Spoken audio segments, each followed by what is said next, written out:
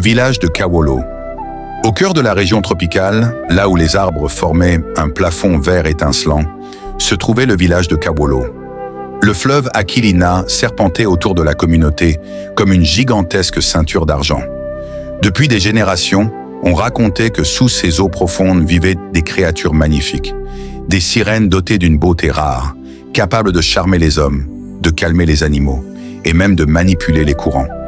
Dans le village, beaucoup croyaient que les sirènes n'étaient qu'une histoire qu'on racontait aux enfants le soir. Mais d'autres, plus anciens, affirmaient que les sirènes veillaient réellement sur le fleuve et protégeaient ceux qui le respectaient. Dans ce village vivait Nalani, une jeune fille d'environ 17 ans, douce mais déterminée. Elle vivait seule avec son père, Kayan, un pêcheur réputé. Kayan était un homme sérieux, discret et profondément respecté. Depuis des années, il prévenait tout le monde. Ne vous aventurez pas près des falaises de Nyaru après la tombée du soleil. Les eaux changent là-bas. Peu de gens savaient pourquoi il insistait autant.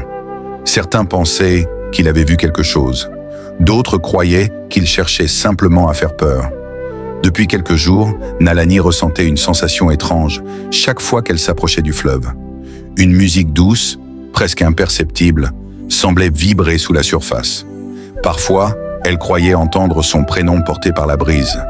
Une nuit, elle rêva d'une jeune femme à la peau lisse et lumineuse, avec des yeux violets et des cheveux flottant comme de l'eau. Cette femme l'appelait. Ce rêve revint chaque nuit. Jeune fille endormie dans une petite maison traditionnelle, rêve lumineux d'une sirène à la peau brillante, yeux violets, cheveux flottant sous l'eau, ambiance mystique, couleurs bleues et violettes, style onirique détaillé. Un soir, après le dîner, Nalani demanda à son père pourquoi il interdisait toujours de s'approcher des falaises. Kayan resta silencieux un long moment. Puis il avoua. « Quand tu étais bébé, j'ai vu une créature dans l'eau, une sirène. Elle tenait quelque chose, un coquillage lumineux. Elle t'a regardé et elle m'a murmuré « Protège-la du courant qui la réclame ». Nalani eut un frisson. Pourquoi une sirène l'aurait appelée elle? Malgré les avertissements, Nalani sentait que le fleuve l'appelait. Une nuit, incapable de résister, elle sortit en douce et marcha jusqu'aux falaises de Nyaru. La lune éclairait l'eau d'une lueur argentée. Lorsqu'elle arriva, une silhouette se forma sous la surface. Une femme, non, une créature, une sirène. La sirène émergea lentement. Sa queue scintillait comme un mélange d'or et de saphir.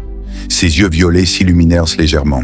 « Nalani, tu es enfin venue. » La jeune fille resta paralysée. « Comment connais-tu mon nom ?» La sirène sourit doucement. « Parce que tu es l'une des nôtres. » La sirène, nommée Saphira, expliqua que les sirènes du fleuve avaient autrefois pactisé avec les humains pour protéger la région. Mais une malédiction avait brisé l'alliance.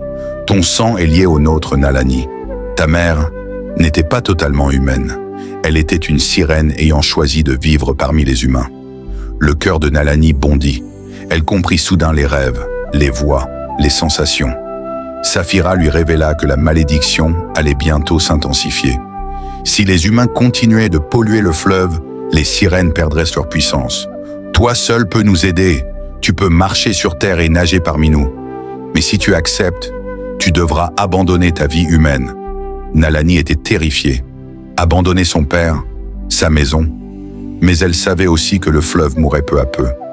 Alors que Nalani réfléchissait, des bruits retentirent. 3 hommes armés de filets et de harpons apparurent, des braconniers de créatures aquatiques. Ils cherchaient à capturer une sirène pour la revendre. Saphira fut immédiatement visée. Nalani cria pour les arrêter, mais ils ne l'écoutèrent pas. Nalani sauta dans l'eau pour protéger Saphira. Lorsqu'elle toucha la surface, une lumière bleutée l'entoura. Sa peau devint plus lisse, ses poumons brûlèrent. Puis soudain, elle respirait sous l'eau. Une queue magnifique se forma à la place de ses jambes. Elle était devenue sirène. Nalani découvrit un monde incroyable. Un royaume sous-marin composé de grottes cristallines, de jardins d'algues brillantes et de créatures majestueuses. Les autres sirènes l'accueillirent. Certaines étaient méfiantes, d'autres admiratives. Elle comprit qu'elle avait un rôle vital, créer un lien entre humains et sirènes. Ne pouvant pas rester sans rien dire, Nalani remonta une nuit pour revoir son père. Kayan, en la voyant surgir du fleuve, éclata en larmes. Il comprit immédiatement ce qui était arrivé et l'embrassa une dernière fois. « Va, sauve-les, sauve-nous tous !» Les braconniers revinrent avec davantage d'hommes. La bataille commença. Les sirènes utilisèrent sur la puissance du courant des tourbillons, des illusions aquatiques. Nalani, plus puissante que les autres, créa un gigantesque mur d'eau. Les braconniers furent repoussés. Le fleuve, purifié par la magie, retrouva sa clarté. Les habitants du village, témoins de la scène, jurèrent de protéger le fleuve. Nalani devint la nouvelle gardienne du fleuve. Chaque matin, le soleil illuminait sa silhouette nageant près des falaises. Les humains et les sirènes vivaient enfin en paix. Après la révélation de Saphira, Nalani retourna voir son père pour lui demander la vérité. Kayan finit par lui raconter ce qu'il n'avait jamais osé dire. Sa mère n'était pas morte d'une maladie comme il l'avait raconté. Elle avait été capturée. Un groupe de braconniers avait découvert une sirène blessée au bord du fleuve. Sa mère, et l'avait enlevée. Kayan avait tenté de la défendre, mais les hommes étaient armés. Nalani n'avait alors que 2 ans. Kayan avoua qu'il avait entendu son cri déchirant, emporté par la forêt, et qu'il vivait depuis avec cette souffrance. Nalani sentit son cœur se briser. Cette nuit-là, Nalani fit un rêve encore plus violent. Elle se retrouva sous l'eau, dans les profondeurs sombres d'une fosse du fleuve. Elle aperçut la silhouette de sa mère, emprisonnée, enchaînée dans une cage de fer, affaiblie mais vivante. Sa mère tendit la main vers elle en murmurant « Sauve-nous, ma fille !» Nalani se réveilla en sueur, la gorge nouée. Entre 2 mondes, Nalani commença à perdre le sommeil. Elle entendait des voix sous l'eau, des murmures, des appels, des pleurs. Elle sentait la douleur du fleuve comme une brûlure dans sa propre poitrine. Elle commença à douter. Était-elle humain, sirène, ou condamnée à n'être ni l'un ni l'autre? Elle sentit que son destin était bien plus lourd qu'elle ne l'avait imaginé. Une nuit, alors qu'elle descendait au fleuve, Nalani vit une silhouette émerger. Pas Saphira, une autre sirène, plus sombre, plus sauvage. Les yeux rouges, la peau marquée par des cicatrices. Elle s'appelait Morana et elle haïssait les humains. « Tu ne devrais pas exister, Nalani. Une sirène née de 2 mondes apporte toujours la destruction. » Elle tenta de la tirer sous l'eau pour la noyer. Nalani s'en sortit de justesse grâce à l'arrivée de Saphira. Après l'attaque, Saphira révéla à Nalani une prophétie oubliée. Lorsque la sirène née de 2 mondes choisira son destin, le fleuve s'élèvera ou s'effondrera. Cela signifiait que Nalani n'était pas seulement une héritière, elle était une clé, une arme, un danger. Si elle choisissait mal, elle pourrait déchaîner la destruction du fleuve et de tous ses habitants. Nalani sentit une terreur glaciale l'envahir. Quelques jours plus tard, un drame éclata. Saphira disparut. Les sirènes du royaume l'annoncèrent d'un cri terrifiant. Elle avait été capturée. Les braconniers avaient utilisé un filet spécial, un maillage de métal et de plantes toxiques qui paralysaient les créatures aquatiques. Nalani sentit son sang se glacer. Sa mère, et maintenant Saphira. Elle comprit que ce n'était pas un hasard. Quelqu'un voulait attirer elle. Elle plongea dans les profondeurs. Ses yeux changèrent de couleur. Le fleuve commença à trembler autour d'elle, comme si l'eau entière ressentait sa rage. Elle activa pour la première fois le pouvoir de la gardienne, un don dormant transmis par sa mère. Les courants se mirent à tourbillonner autour d'elle, formant une spirale. Le fleuve avait choisi Nalani comme championne. Nalani suivit les traces du poison jusqu'à une base secrète, une ancienne épave transformée en laboratoire clandestin.